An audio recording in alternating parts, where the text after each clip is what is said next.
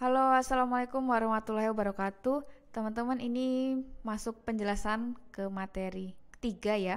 Nah, materi ketiga itu kita bahas terkait dengan content writing yang kedua. Kalau yang pertama kemarin kita ada bahas terkait dengan jenis-jenisnya, terus juga kira-kira kalau misalkan mau kerja itu kerja di mana. Nah, di sini itu lanjutannya. Apa sih yang akan kita bahas? Nah, yang akan kita bahas yaitu penerapan content writing itu di mana. Misalkan teman-teman mau jadi seorang content writing. Nah, kira-kira yang harus dilakukan tuh apa penerapannya? Lalu, kalau mau menjadi seorang content writing, dalam membangun karirnya itu harus apa aja yang dilakukan? Nah, yang terakhir adalah tools yang mungkin bisa teman-teman gunakan untuk mengasah keterampilan menjadi seorang content writer. Intinya mau menulis itu kira-kira mau menulisnya di mana gitu ya. Nah, yang pertama penerapan dari content writing. Nah, di sini ada beberapa hal nih. Jadi ketika teman-teman misalkan nih, oh mau latihan menulis atau misalkan mau coba-coba nulis gitu ya. Nah, teman-teman bisa mencoba menulis di website dan blog. Website ini misalkan kalau teman-teman sudah pernah mendapatkan mata kuliah website atau optimasi website, biasanya kan kalian akan disuruh untuk bikin website tuh. Nah, daripada kosongan aja, mending websitenya ditulis kira-kira kalian mau mengasah terkait dengan content writingnya apa. Nah, bisa teman-teman menulis misalkan kalian senangnya hobi kuliner, ya udah di blog itu berarti coba aja fokus terkait dengan kuliner, atau senang dengan review kosmetik, atau misalkan senang dengan kayak foto OOTD, ya udah tuliskan aja di sana. Nah, kalau misalkan nggak punya website gimana? Nah, kalau nggak punya berarti teman-teman bisa bikin blog pribadi, bisa pakai WordPress atau bisa pakai Blogspot. Terus untuk website ini teman-teman juga misalkan kalian sudah bekerja nih, berarti kalian otomatis kan mengasah keterampilannya dengan menjadi freelancer di perusahaan tersebut. Biasanya mengisi dari segi websitenya, misal dari landing page-nya atau misalkan dari bagian kayak menu produknya. Lalu yang kedua, itu content writing itu bisa ditaruhnya di mana gitu ya. Nah, ditaruhnya itu bisa di naskah video dan podcast. Misalkan kalau teman-teman ngelihat ada podcast YouTube gitu ya, itu kan biasanya ada paling nggak misalkan 2 orang, atau terkadang podcastnya tuh sendiri nih, kayak materi gini sendiri. Nah, kalau misalkan seperti itu biasanya sudah ada guideline-nya dulu. Misalkan dalam minggu ini kita mau bahas terkait dengan apa sih? Nah, nanti ada materinya. Oh, awalannya ini, terus untuk isinya ini, lalu untuk yang closingnya ini. Jadi, walaupun nanti pembahasannya itu mengalir sesuai dengan pembahasan saat itu atau dengan narasumber, pasti ada guideline-nya dulu.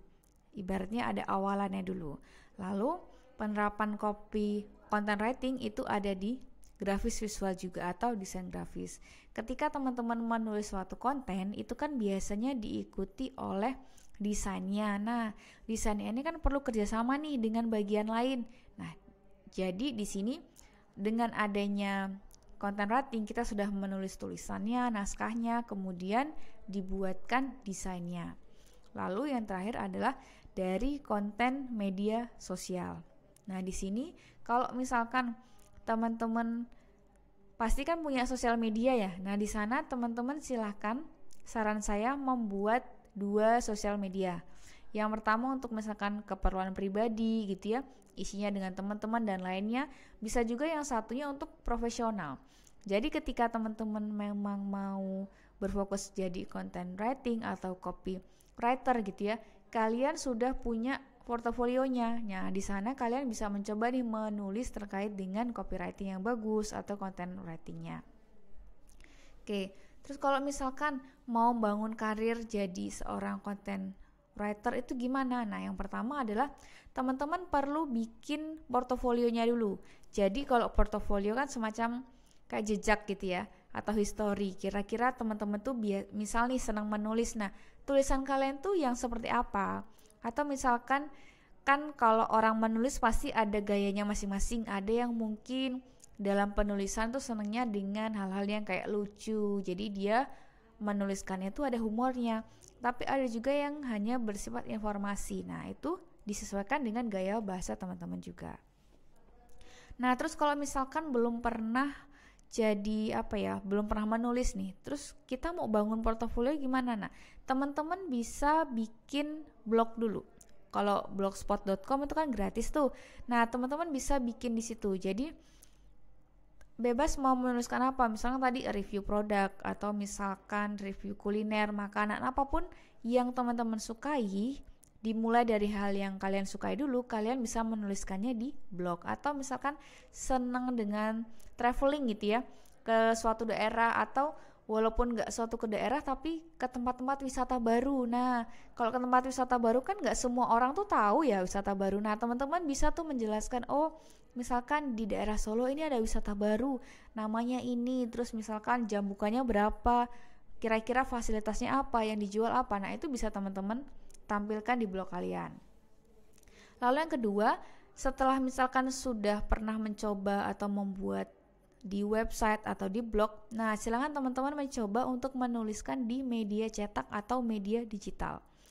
Di sini contohnya kayak portal berita gitu ya, detik.com, kompas.com, IDN Times dan lainnya. Itu kalau teman-teman berhasil membuat tulisan dan tulisannya dipublish di sana, itu nanti ibaratnya kayak kredibilitas kalian sebagai penulis itu akan lebih tinggi.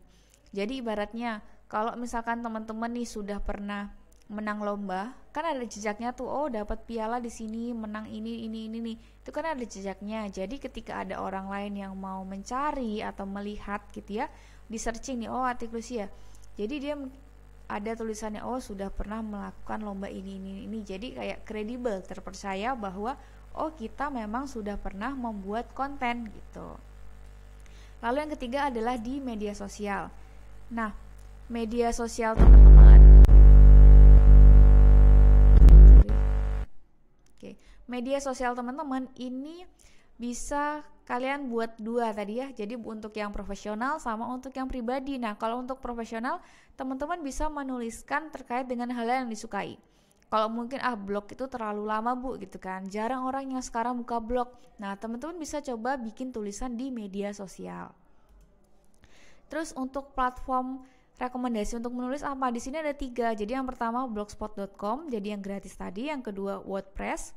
Nah, kalau WordPress di sini teman-teman bisa semacam misalkan kalau mau bikin website gratis itu kan bisa melalui WordPress. Jadi kalau mau menampilkan SEO yang bagus gitu ya, mau latihan bikin SEO yang mana, itu bisa bikin dari WordPress. Lalu yang ketiga adalah Medium. Nah, kalau Medium ini aplikasi yang biasanya itu awalnya munculnya dari barat sih, dari luar negeri. Jadi di sana kayak tokoh politik atau misalkan Obama gitu ya, atau artis, itu juga mereka menulis tulisannya di Medium gitu, ibaratnya kayak semacam Quora gitu ya. Kalau teman-teman tahu Quora itu kan isinya bacaan kayak banyak tulisan-tulisan. Nah, di sana juga hampir sama. Lalu contoh untuk media digital untuk submit tulisan tuh apa aja? Nah, kalau teman-teman mau nyoba kredibilitas yang bagus gitu ya, jadi seorang penulis, itu kan bisa melalui ini, dari Hipway, terus juga bisa dari IDN Times, dari Brilio sama Tirto. Jadi kalau misalkan ibaratnya mau menambahkan masukan itu juga bisa dari sini. Nah, di sini contoh untuk kayak desain grafis dari IDN Times, bisa dilihat dari tulisannya, dari fontnya. Lalu kita bandingkan dengan Tirto ID. Nah, Tirto ID ini biasanya untuk konten-kontennya itu emang lucu-lucu, anak muda atau kekinian. Dilihat dari fontnya, dari warnanya, kan ibaratnya nih nggak mungkin ya kalau orang sudah tua gitu ya, misalkan orang tua kita gitu ya, baca koran atau misalnya baca berita itu dengan warna-warna seperti ini. Nah, jadi disesuaikan dengan ibaratnya kalau teman-teman wah berjiwa muda nih ya, silahkan coba upload atau publish di Tirto ID. Ini juga termasuk dari Tirto ID. Lalu teman-teman untuk membangun portofolio itu juga bisa mendaftar menjadi freelancer. Bisa di LinkedIn, itu banyak sekali. Nah, kalau LinkedIn itu lebih ke profesional. Kalau job portal kan banyak ya, kita bisa lihat Jobstreet, terus bisa SCC UGM. Lalu yang ketiga dari komunitas. Kalau senang dengan menulis, otomatis biasanya akan bergabung dengan komunitas menulis juga. Jadi biasanya di sana akan ada tips and trick atau misalkan lomba menulis, ada yang lainnya. Jadi kalau kita senang dengan sesuatu kan pasti akan kita mengikuti komunitas yang sesuai gitu ya. Nah, misalkan di sini teman-teman tertarik nih untuk menulis, coba silakan internship aja. Kenapa? Karena di sini syarat untuk internship atau magang itu syaratnya sesuai yang kita pernah pelajari. Misalkan di sini membuat dan merancang konten planning setiap bulan. Ini kalau teman-teman dulu pernah mendapatkan yang namanya konten kalender. Jadi misalkan nih ini kan bulan April. Nah, dalam bulan April ini kita membangun rancangan atau bikin ide. Kira-kira selama bulan Mei itu kita mau upload konten apa.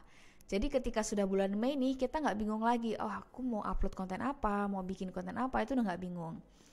Lalu di sini juga ada SEO ya, SEO, terus juga di bawahnya juga SEO, terus mengelola artikel di WordPress. Nah ini tadi kalau teman-teman senang dengan menulis atau bukan hanya menulis sebetulnya, kalau senang dengan hal teknis gitu ya, di WordPress itu akan banyak sekali hal yang bisa digali di WordPress. Bisa bikin website, bisa kayak berjualan template gitu ya, bisa berjualan dengan undangan digital, itu juga bisa pakai WordPress. Lalu kayak searching atau riset terkait dengan tren-tren sekarang itu orang-orang senang dengan menggunakan apa. Lalu juga biasanya riset terus juga melakukan adaptasi dengan media yang mau kita gunakan. Misalkan kita biasanya freelancer di website kesehatan, otomatis kan bahasanya akan berbeda dengan yang di olahraga dan lainnya gitu ya. Itu penjelasan sedikit terkait dengan content writer. Oke, mungkin itu aja dari saya. Terima kasih. Sampai ketemu di pertemuan selanjutnya. Wassalamualaikum warahmatullahi wabarakatuh.